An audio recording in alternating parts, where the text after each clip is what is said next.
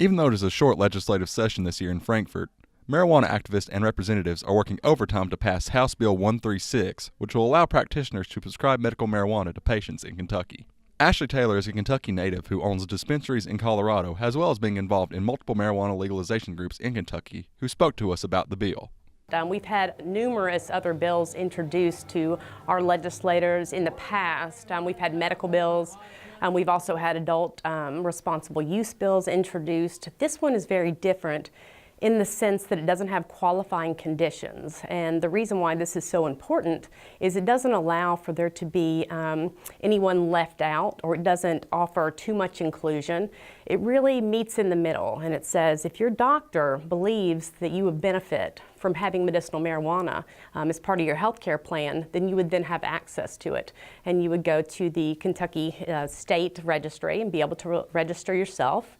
And have access through medical dispensaries that would be opened through the state licensing, and be able to have access to this medicine, which could benefit you. I think really the most important thing here is that we know how many other states at this point have medical marijuana programs. There's 23 right now. There's also 10 additional states that allow full access to the citizens of their area. Kentucky, in some senses, is leaving their patients out when there's a huge opportunity here to help a lot of people who currently have either debilitating conditions, are in palliative care, or simply need something different to be able to thrive and have a quality of life.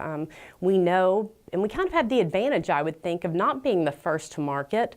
We have been able to learn from the other states that have already put forth programs, medicinal marijuana programs, and have great success with their patients. Now we've been able to go back and really take the best of these programs and make this new bill, which we've seen similar legislation come out recently in Oklahoma and then also in Missouri. I think Virginia's put forth a Let Doctors Decide bill, with the realization that if we're going to allow patients to have access to this plant, who better to do that than their own physician who knows the patient the best.